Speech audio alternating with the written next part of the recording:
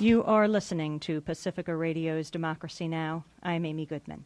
Today in Lima, Peru, the process of interrogation of witnesses has begun in the civilian trial of Lori Berenson, the American woman who is serving a life sentence in Peru on charges of treason against the fatherland. But last week, a military tribunal voided that sentence, saying that Peru will now send her case to a civilian court. Last Thursday, Lori was moved to a maximum security prison in Lima. Today, in a Democracy Now! Exclusive, we released the tape of the only interview ever done with Lori Berenson. It's the first time her voice will be broadcast to the public since she was sentenced to life in prison almost 5 years ago. In March of 1999, I traveled with a U.S. human rights delegation to visit the Socabaya prison in Arequipa, Peru's second city, where Lori was being held. Lori was convicted of helping the Tupac Amaru Revolutionary Movement. She was tried by a hooded military judge. Prosecutors used secret evidence against her. For 3 years, she was held in the frigid Yanamayo prison in the Andes Mountains in an unheated open-air cell without running water, where her hands swelled like boxing gloves from the cold, and she developed gastric and eye problems. She was later transferred to the Socabaya prison, but there, too, she was held in complete isolation for many months. Amnesty International has called her total isolation cruel and unusual punishment, while a working group of the United Nations High Commissioner of Human Rights determined that, quote, the detention of Lori Berenson is arbitrary and in violation of the Universal Declaration of Human Rights. Well, on March 2nd, 1999, a year and a half ago, Lori Berenson met us in the prison courtyard.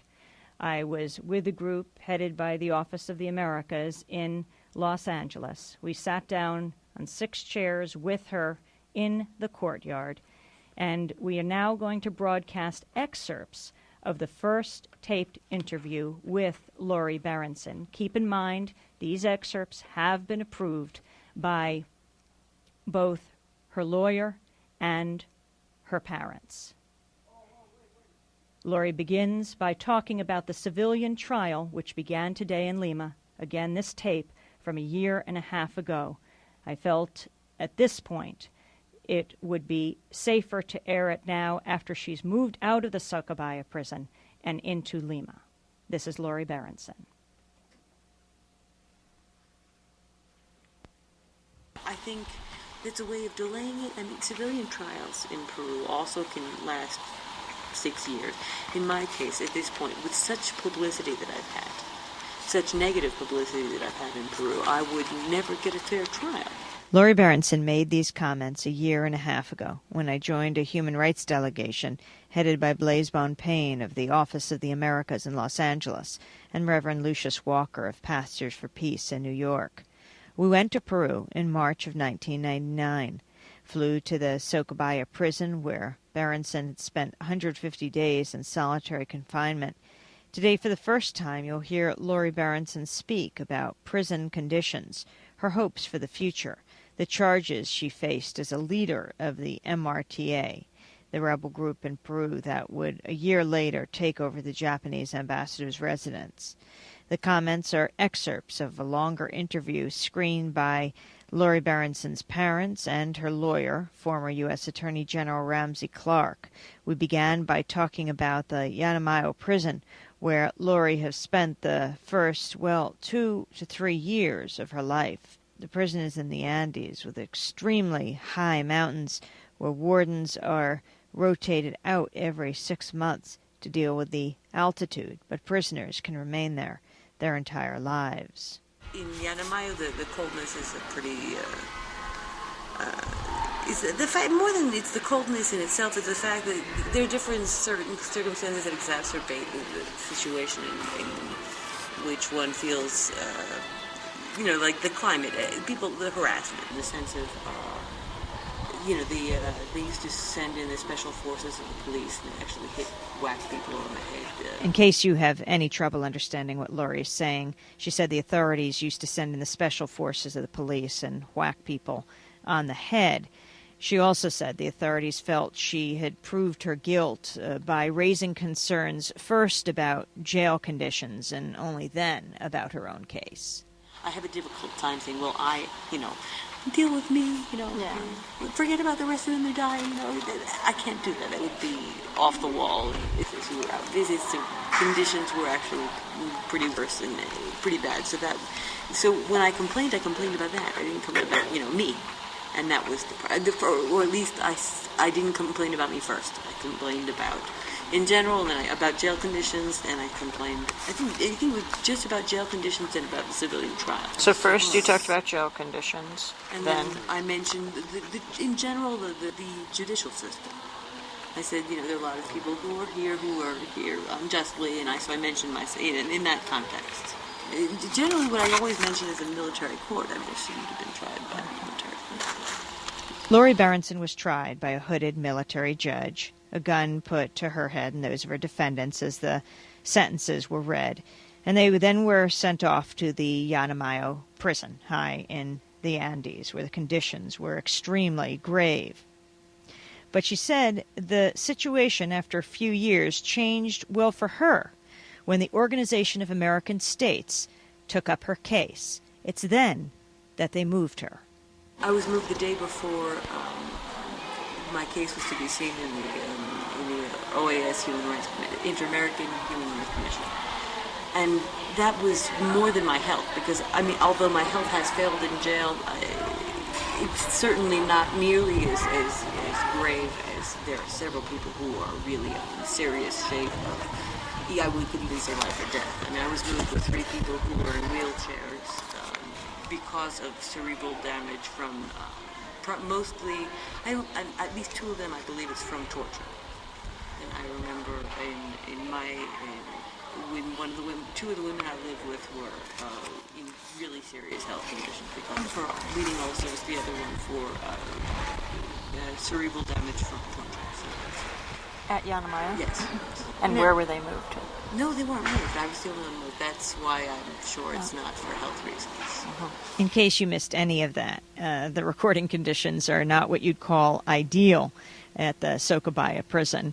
But Lori Berenson said that while she was moved to the Socabaya prison, women in much worse shape than she, though her health was failing too, women who had been tortured and suffering cerebral damage were not moved because their cases were not being considered by the Organization of American States. But let's go back a little further to those days in December of 1995, right after Lori was arrested, how she ended up at the Yanamayo prison and then at Socabaya and now at the Chorrillos prison in Lima, as the state considers another trial for Lori Berenson. After she was arrested, taken off a bus by the Dincote, that's the military anti-terrorist police, she was brought to their offices, and she was held. While she was held for a period of time, not speaking with anyone, a woman was brought into her cell. She describes her condition.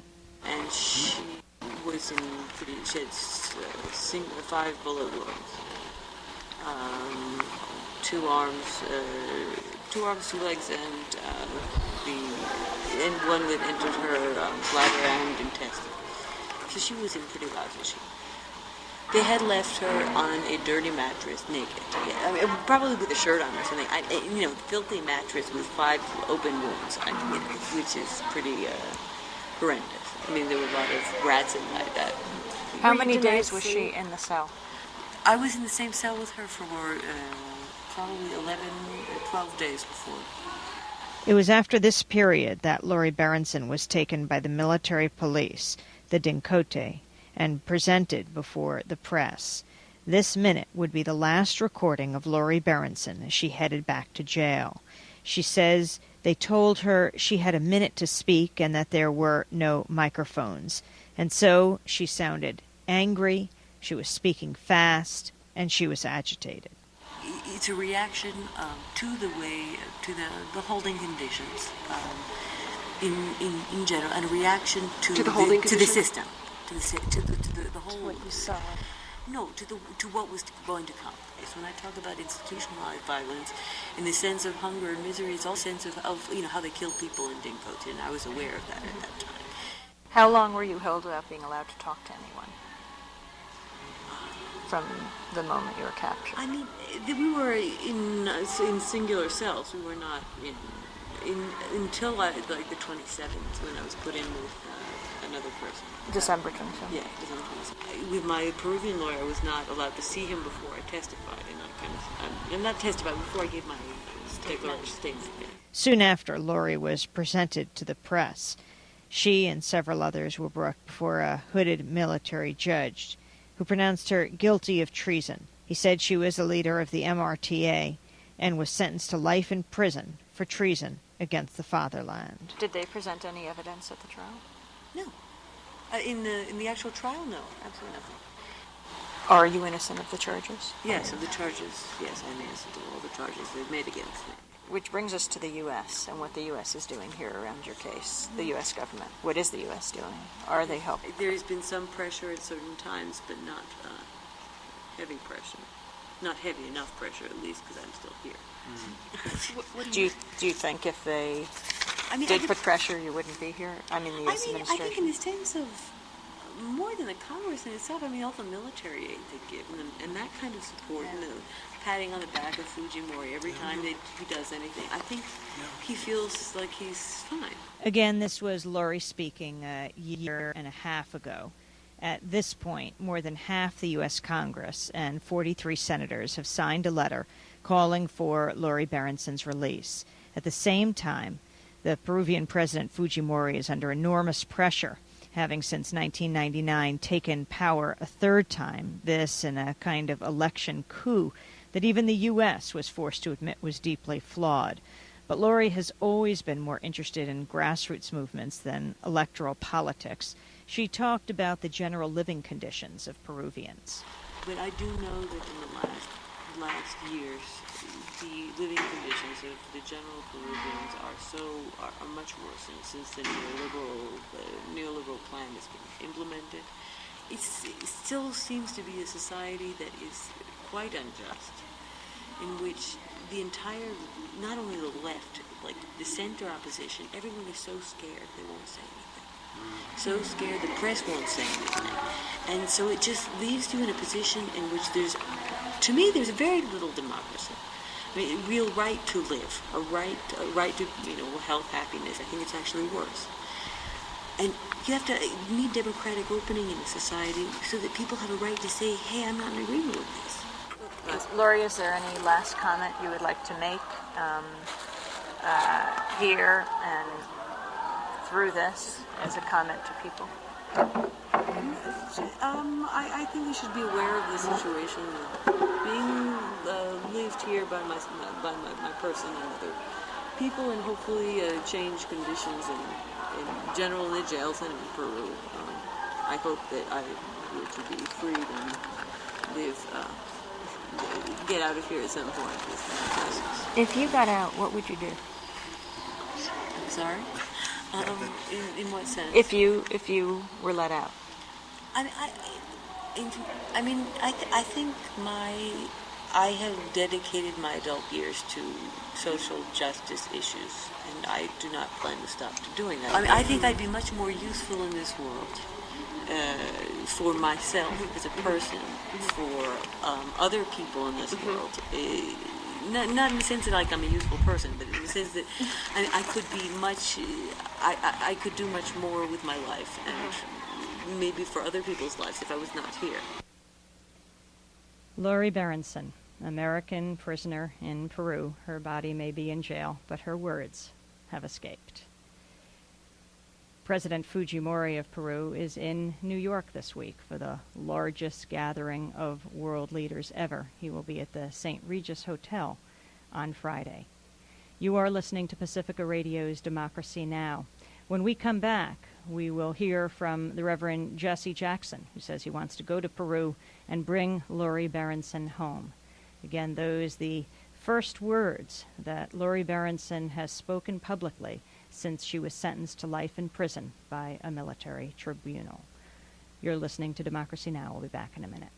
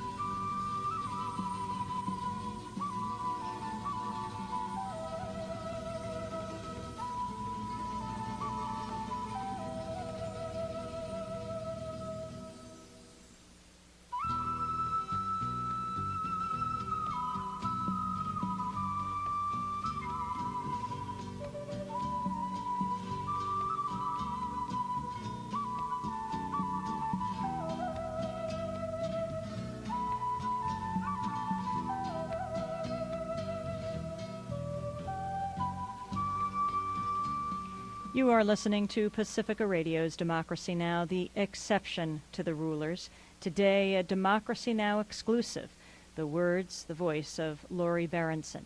And now we turn to the Reverend Jesse Jackson, who stood outside the Peruvian mission in New York yesterday with New York Congressmember Carolyn Maloney and held a news conference calling for Lori Berenson's release. The Reverend Jackson. Let me express my thanks on behalf of the Rainbow Push Coalition, on behalf of Congresswoman Maloney and Mr. Berenson, and to his wife, who is in Peru today. We met with the family last week in Chicago, and we've made preparations to go to Peru to meet with Mr. Fujimori, to meet with Lori in jail there, to make a moral appeal to him on humanitarian grounds to release her. She's been in jail for nearly 5 years now. She is no threat to Peru. To release her is to bring a wall down, to build a bridge, to make better relations between the nations. While we are prepared to go to Peru, he will be in New York the next 2 days. We hope to meet with him while he is in the city at this time. Each time we made these moral appeals, humanitarian pleas to gain the release of someone held captive, there's always been some argument, some reason to keep them there. But there must be an even greater argument, an even superior reason to set the captive free. We went to get Lieutenant Robert Goodman from Syria, and the case made by Mr. Assad was there were 2 American pilots in uniform threatening his country, and while there may have been some measure of threat, there was an even greater possibility of opening dialogue between the U.S. and Syria. And one byproduct releasing Lieutenant Robert Goodman was Mr. Reagan and Mr. Assad then began communications. Mr. Castro made the argument he had been in isolation 30 years and he should keep Americans held captive there. We said someone had to take the risk to build a bridge, and 40 Americans and Cuban Americans were released from jail there. We made the same case with Saddam Hussein in Iraq when he was going to use women as human shields before the Gulf War started. Again, we made the appeal to him to take the risk for peace, to build a bridge, to send a gesture. There are no downsides in peace gestures. Last year, when bombs were falling in Yugoslavia, we met with Mr. Milosevic and said to him, though bombs are falling and 3 American soldiers are here, don't use them as trophies. Don't let them be impediments to peace. Release them and build a bridge. In that same tradition, we urged Mr. Fujimori to release Lori, to let her go. She's been in jail 5 years. If there is any break, it is that the military court has determined that perhaps it was an error in their judgment. She never had a jury of her peers. She never could submit her own evidence. And they've determined 5 years later that, in fact, it must go from military to civilian court. That is a quantitative material break in this case. I hope that Mr. Fujimori will meet with us while he's in the city this week, will allow us to come visit him in Peru and, in fact, visit her and be a factor in gaining her release. Thank you very much. Justin, do you have any indication that he will meet with you? Do you have any kind of a communication that... We do not. We called this office several times last week.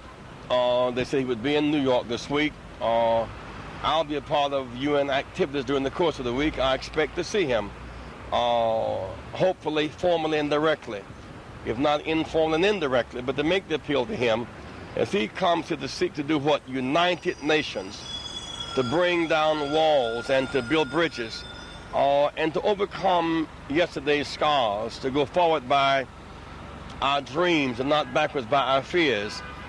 We've seen labeling of terrorism across the years. We've seen people overcome those labels. It was not long ago that the ANC, the African National Congress, could not go 30 miles outside of New York. It was called terrorists. It was not long ago that the PLO could not travel 30 miles outside of New York, and the Young was fired for talking with a PLO representative. But in time, we've overcome these scars. We've built bridges, and I say between the U.S. and Peru, let's build another bridge.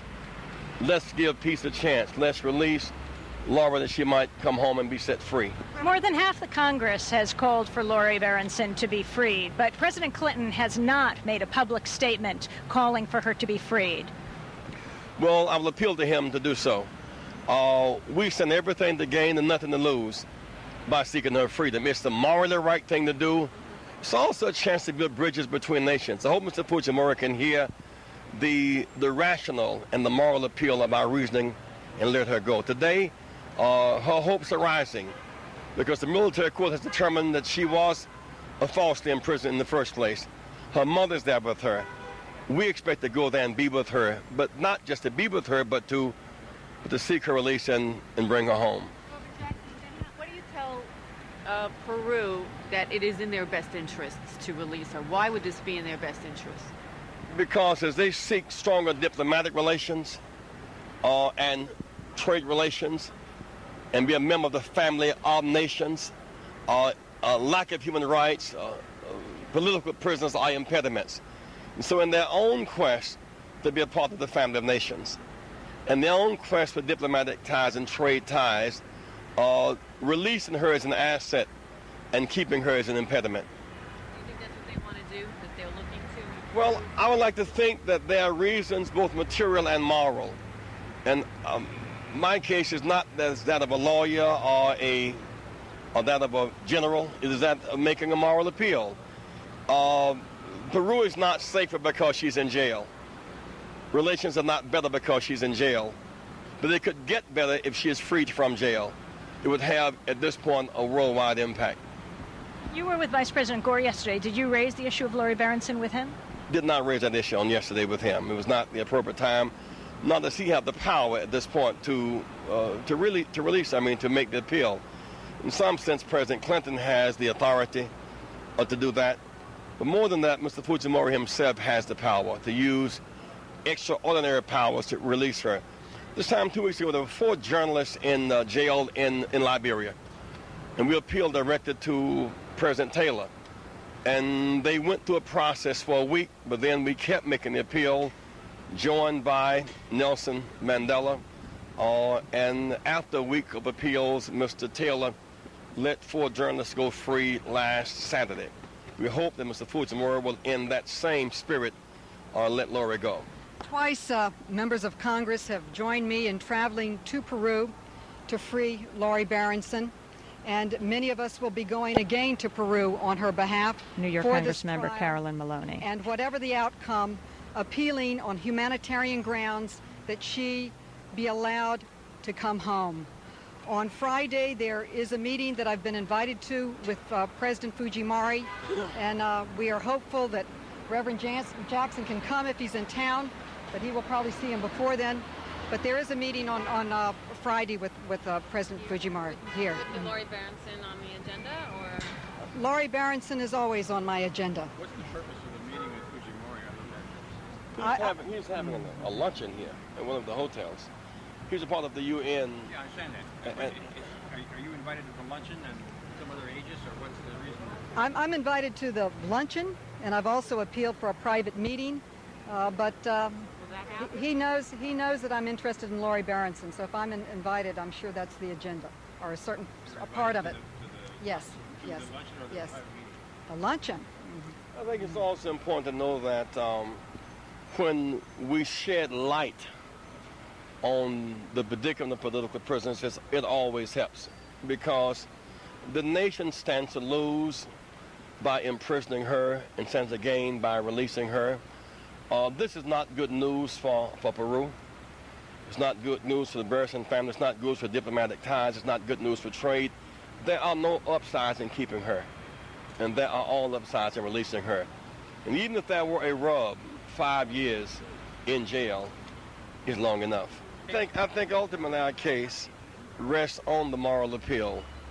The fact is, the military court found after 5 years that they did not have a case to be made, and it's kicked it from military to civilian. The case is prejudiced against her there. The likelihood that she can have a fair trial by traditional means is not great.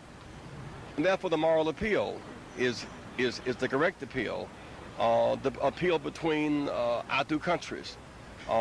We will urge world opinion to be a factor in gaining her release. And I'm hopeful because while we have been down, we know that the ground is no place for champions, and we are champions in our quest for peace, our quest for human rights. She will be set free because our hope will outlast the cynicism and the fear. He has a good record. The He's original, brought a lot of people home. the original charge against her was treason, which is kind of weird for somebody who's not a citizen of the country in which they're charged. Do you have any indication of whether that would be repeated as a charge, or is there some other charge that this civilian court would bring? I think the main point, I think you raised a very, very important point that she was, how in the world can you convict someone of treason when you're not even a member of that country? And so I think that there are a lot of arguments in her support. She, for the first time, will be able to submit evidence. She'll be able to question evidence. But the main point is the point that Reverend Jackson has made so eloquently, and that is a humanitarian appeal, a just appeal. She has served 5 years. Now we hear under evidence that was faulty, and it is time for her to come home. He's better than I am. You take this. You tell him, humanitarian, right? But when the 4 journalists were arrested in Liberia, the 2 from Britain, 1 from South Africa, 1 from Sierra Leone, they were charged with treason and espionage. And what happens when governments react to repress, they drop their strongest charges to make their case. It's almost a kind of overkill. She was not a spy, did not engage in treason against a government that was not her own. She was labeled a terrorist because she showed sympathy to those fighting for the poor and the defenseless, which is the morally right thing to do. But at some point in time, we must remove the scars of yesterday's fears. After all, Peru's best days are in front of it. And Mr. Fujimori has an opportunity to seize this moment, to let her go free. But more than that, to in fact reassess the whole human rights question. I mean, the people of Peru need strong ties with our country. They need strong diplomatic ties. They need strong trade ties. They need investment. And political prisoners under these conditions are impediments to growth. And of course, when growth does not occur, the people hurt. Thank you very much. Do you know how is... The Reverend Jesse Jackson and New York Congressmember Carolyn Maloney in Manhattan yesterday calling for the release of Lori Berenson, whose civilian trial, it looks like, has just gotten underway, beginning with the interrogation of various witnesses. Mark Berenson again joins us. Lori's father, her mother, Rhoda Berenson, is in Lima right now as she tries to slow down the process that is taking place, along with their attorney, former U.S. Attorney General Ramsey Clark. Mark Berenson, what is happening right now? As far as we know, the judge will be going to visit Lori this morning in the prison to try to get testimony from her, and she's going to simply tell the judge what she said last Thursday. I am not represented.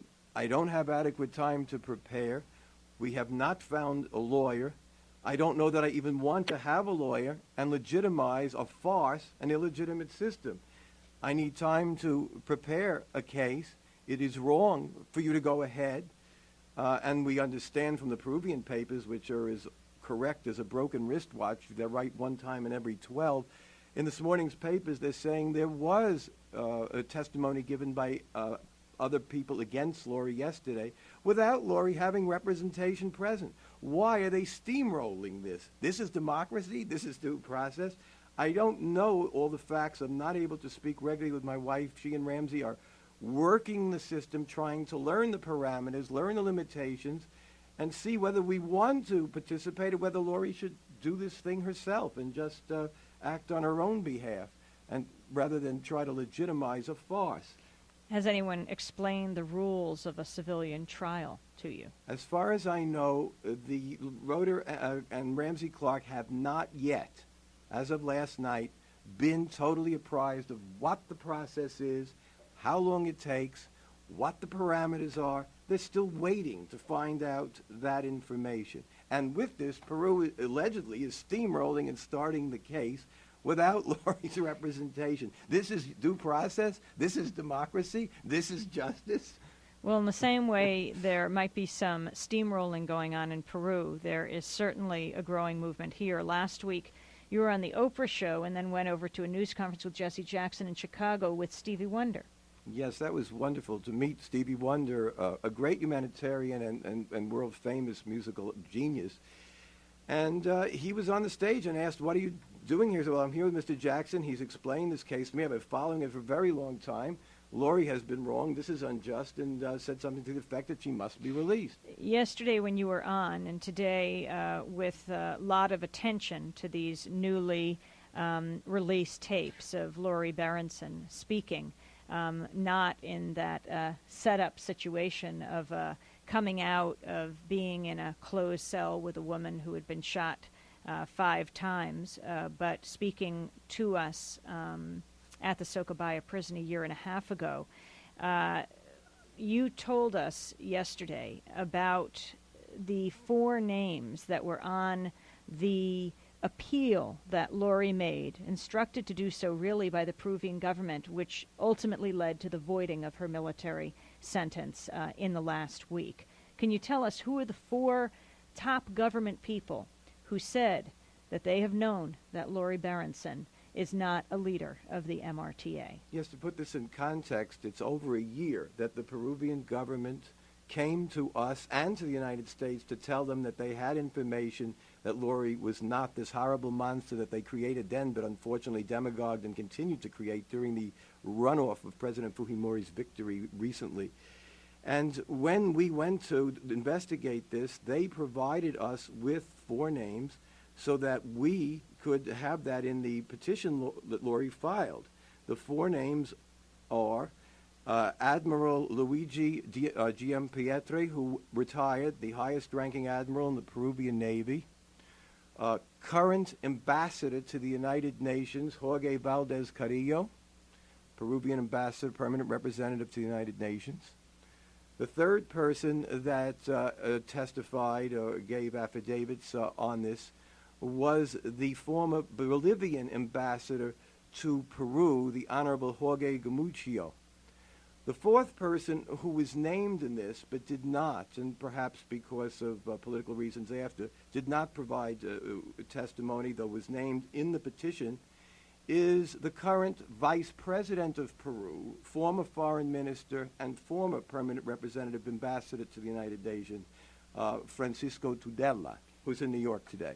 And these are the 4 people who have said to the Peruvian government that they know and have evidence that Lori is not a leader of the MRTA. I want to thank you, Mark Berenson, for being with us. And what do you think as you hear your daughter's voice, though you do get to visit her? Well, I think that now the world doesn't see the screaming person who is outraged by the treatment of Lucinda, the woman who she said had 5 bullet holes and a spilling colostomy bag and rats running around Lori's bed adjacent to hers in a 6.5 by 6.5 filthy small holding cell that caused the outrage. I think you can hear a human voice where Lori says, "I'm innocent of these charges," where she says prison conditions in Peru are awful, that many people have been tortured, that the journalists are afraid to speak out, that society has had that problem. Now, there has been some change due to the candidacy of Alejandro Toledo, but in the end, we still have a repressive system there, and Lori would, if you knew about that, would probably continue to say that. At least you hear a human being who cares about social justice and cares about humanity and those less fortunate than herself. Well, let's go out of this segment by again hearing the closing words of Lori Berenson. Again, the excerpts that we played were approved by Lori's lawyer, former U.S. Attorney General Ramsey Clark, and her family, her parents, Rhoda and Mark Berenson. Mark, who joins us today, Lori Berenson. Last comment you would like to make here and through this as a comment to people? I think they should be aware of the situation of being lived here by my person and other people, and hopefully change conditions in general in the jails and in Peru. I hope that I were to be freed and live get out of here at some point. If you got out, what would you do? I'm sorry? In what sense? If you were let out? I think I have dedicated my adult years to social justice issues, and I do not plan to stop doing that. I think I'd be much more useful in this world for myself as a person, for other people in this world. Not in the sense that I'm a useful person, but in the sense that I could be much. I could do much more with my life, and maybe for other people's lives if I was not here. Lori Berenson speaking from prison in Peru.